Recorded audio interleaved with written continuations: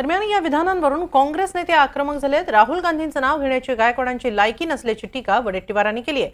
तर गायकवाडांवर कारवाई झाली पाहिजे अशी मागणी काँग्रेस नेत्या यशोमती ठाकूर यांनी केली आहे। राहुल गांधींची जीप छाटण्यासाठी 11 लाखाचा बक्षीस देणारा, बक्षिसाची घोषणा करणारा संजय गायकवाड नावाचा पिसाट माणूस आपल्या अवकादीबाहेर बोलतोय।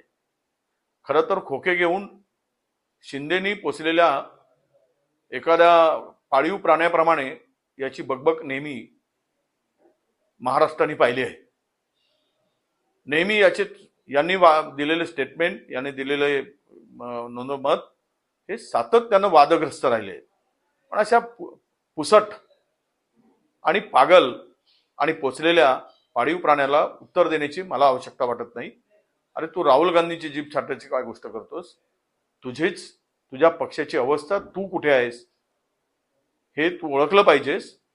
आणि राहुल गांधींच्या नाव घेण्याची तुझी अवकात नसताना तू जे स्टेटमेंट करतोस हे सूर्याकडे पाहून थुंकण्याचा प्रकार आहे। ती थुंकी तुझ्या तोंडावर पडेल आणि तुझं तोंड काळवटलेला महाराष्ट्र पाहिल।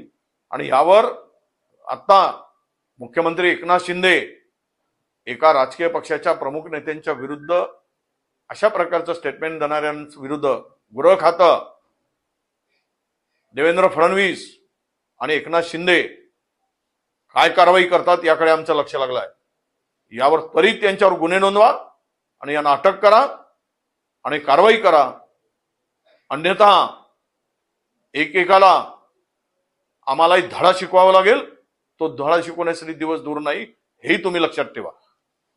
खरं तर असे फेक नॅरेटिव्ह करून असे जीव घेण्याची भाषा जर कोणी अडाणी एखादा व्यक्ती करत असेल तर त्याला माफ नाही करता येणार। आणि एक गोष्ट लक्षात ठेवली पाहिजे की महाविकास आघाडीची सरकार येते उद्या, हे असे पोलिसांनी पण ह्याच्यावर कटाक्षानं काळजी ऍक्शन घेण्याची गरज आहे। तुम्ही जर अशा लोकांना असं बोलू देत असाल तर मग महाराष्ट्र पण तुम्हाला माफ करणार नाही आणि देशही माफ करणार नाही। एक लक्षात ठेवा, राहुल गांधींच्या केसालाही धक्का लागता कामा नाही।